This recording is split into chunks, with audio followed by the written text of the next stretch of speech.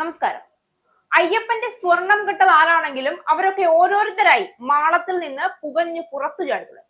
മനുഷ്യനെ കൺകെട്ട് ജാലവിദ്യകൾ കാണിച്ച് പറ്റിക്കുന്നത് പോലെ, തിരഞ്ഞെടുപ്പ് പ്രചരണ പത്രികകളിൽ എഴുതി പിടിപ്പിക്കുന്നത് പോലെ ദൈവത്തിനെ പറ്റിക്കാമെന്ന് കരുതിയവർക്കൊക്കെ എട്ടിന്റെ പണിയാണ് കിട്ടാൻ പോകുന്നത്.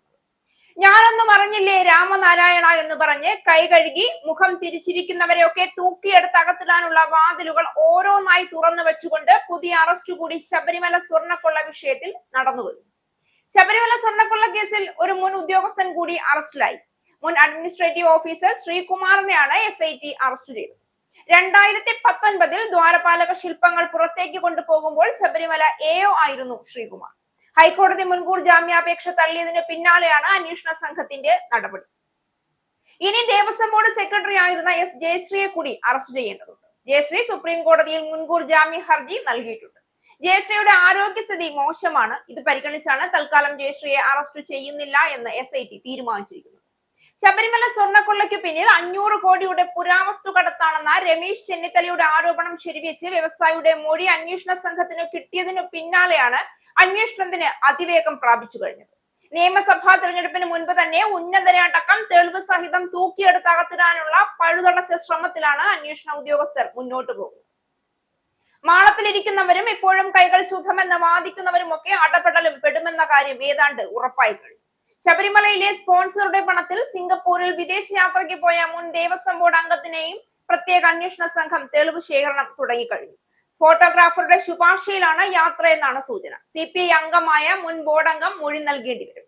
ഫോട്ടോഗ്രാഫറെയും ചോദ്യം ചെയ്യും. ശബരിമല നട അടച്ചിരിക്കുമ്പോഴുള്ള ചിത്രങ്ങളും വീഡിയോയും പുരാവസ്തു മാഫിയയ്ക്ക് കിട്ടിയത് എങ്ങനെയെന്നും ഇതോടെ കൃത്യമായി പരിശോധിക്കും. അതിവേഗം നടപടികൾ പൂർത്തിയാക്കാനാണ് അന്വേഷണ സംഘത്തിന്റെ നിലവിലെ നീക്കം.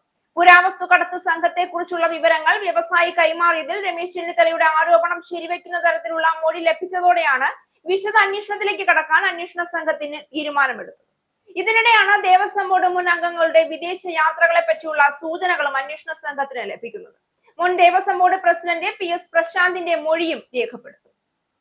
ഇതിനൊപ്പമാണ് വിദേശയാത്ര പോയ മെമ്പറേയും അന്വേഷണ സംഘം വിളിപ്പിക്കുക. നിലവിൽ ശബരിമല സ്വർണ്ണക്കൊള്ളയ്ക്ക് പിന്നിൽ രാജ്യാന്തര പുരാവസ്തു കടത്ത് സംഘമാണോ എന്ന അന്വേഷണം ഊർജിതമാക്കി SIT മുന്നോട്ട് പോവുകയാണ്.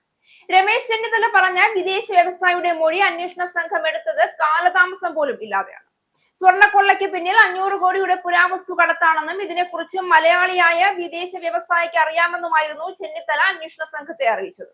അതിന് പിന്നാലെയാണ് ഈ വ്യവസായിയുടെ മൊഴി അതിവേഗത്തിൽ അന്വേഷണ സംഘം എടുത്തത്. വ്യവസായിയും വിവരങ്ങൾ കൈമാറിക്കഴിഞ്ഞു. മുൻ ദേവസ്വം പ്രസിഡന്റിനെതിരെയും മൊഴി നൽകി എന്നാണ് സൂചന.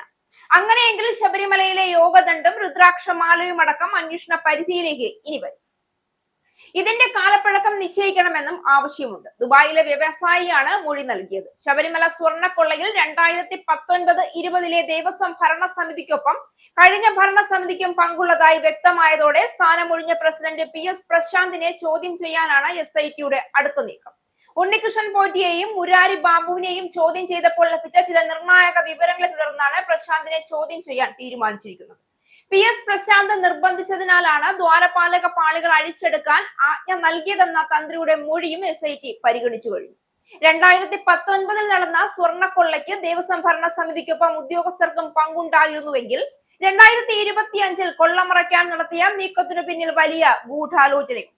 ചെന്നൈ സ്മാർട്ട് ക്രിയേഷൻസിന് സ്വർണം പൂശാൻ വൈദഗ്ധ്യമില്ല എന്നു കാട്ടി തിരുവാഭരണ കമ്മീഷൻ പ്രസിഡന്റിന് കത്ത് നൽകിയതാണ്. എന്നാൽ വൈകാതെ ഇത് തിരുത്തേണ്ടി വന്നു. ആരുടെ നിർദ്ദേശപ്രകാരമാണ് തിരുത്തിയതെന്ന ചോദ്യം അപ്പോൾ അവിടെ പ്രസക്തമാവുകയാണ്. പ്രശാന്തും പോറ്റിയും തമ്മിൽ അടുത്ത ബന്ധമുണ്ടായിരുന്നു എന്നതിന് നിരവധി തെളിവുകളുണ്ട് എന്നാണ് സൂചന. എന്നാൽ അതിനൊക്കെ മുൻപ് ശ്രീകുമാർ അറസ്റ്റ് ചെയ്യപ്പെട്ടതോടുകൂടി ശബരിമല കൊള്ളയുടെ രേഖാചിത്രം ഏതാണ്ട് പൂർണ്ണമായി അന്വേഷണ ഉദ്യോഗസ്ഥർക്ക് കിട്ടിക്കഴിഞ്ഞു. ഇനി മന്ത്രിക്കുപ്പായം ഇട്ടവരിലേക്കും അതിന്റെ മറപറ്റി നിൽക്കുന്നവരിലേക്കും കൈവിലങ്ങുകൾ എത്താൻ അധിക താമസമില്ല എന്ന് ഉറപ്പാണ്. ഇസ്രായേലിന്റെ 5 സൈനിക താവളങ്ങളിൽ കനത്ത നാശനഷ്ടം. മോദി വെളിപ്പെടുത്തുന്ന ഇന്ത്യയുടെ വികസനത്തിന്റെ മയക്കുമരുന്ന് വിൽപ്പനയ്ക്കെതിരെ ശക്തമായ നടപടിയെടുത്ത് ഷാർജ പോലീസ്. അമേരിക്കയിലെ സാധാരണ മനുഷ്യരോട് കൂടിയാണ് കോൺഗ്രസിനുള്ളിൽ പങ്കുവയ്ക്കാൻ ഓപ്പറേഷൻ സിന്ദൂറിൽ ഉപയോഗിച്ച